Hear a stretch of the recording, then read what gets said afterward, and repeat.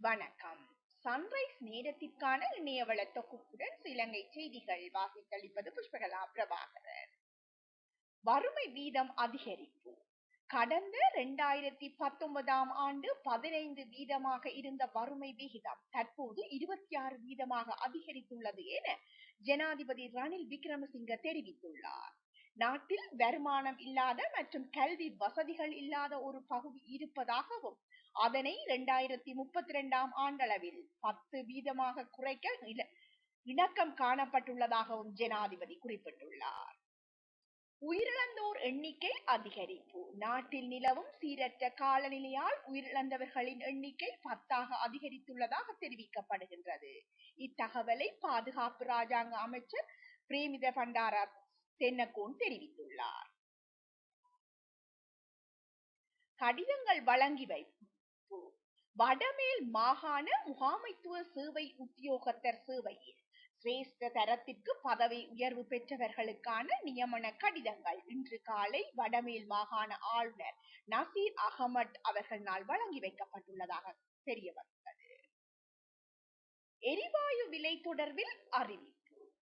எரிவாயு விலை லிட்ரோ சமையல் எரிவாயு சிலிண்டர் விலையை குறைக்க லிட்ரோ நிறுவனம் தீர்மானித்துள்ளது. இதன்படி இந்த புதிய விலை திருத்தம் நாளை நள்ளிரவு முதல் அமுலுக்கு வருவதாக அறியப்பட்டுள்ளது. அவசர அமைச்சரவை பத்திரம் சமர்ப்பிப்பு. மோசமான காலநிலையால் முழுமையாக சேதமடைந்த வீடுகளை முப்படையினர் உதவியுடன் அரசாங்கத்தின் செலவில் புதிதாக நிர்மாணிப்பதற்கும் பாதிக்கப்பட்ட மக்களுக்கு நிவாரணம் வழங்குவதற்குமான பணிகளை முன்னெடுப்பதற்கு தேவையான அவசர அமைச்சரவை பத்திரம் ஒன்று இன்று சமர்ப்பிக்கப்பட உள்ளதாக தெரிய வந்துள்ளது. தொடரும் கனமழையினால் பாதிப்பு.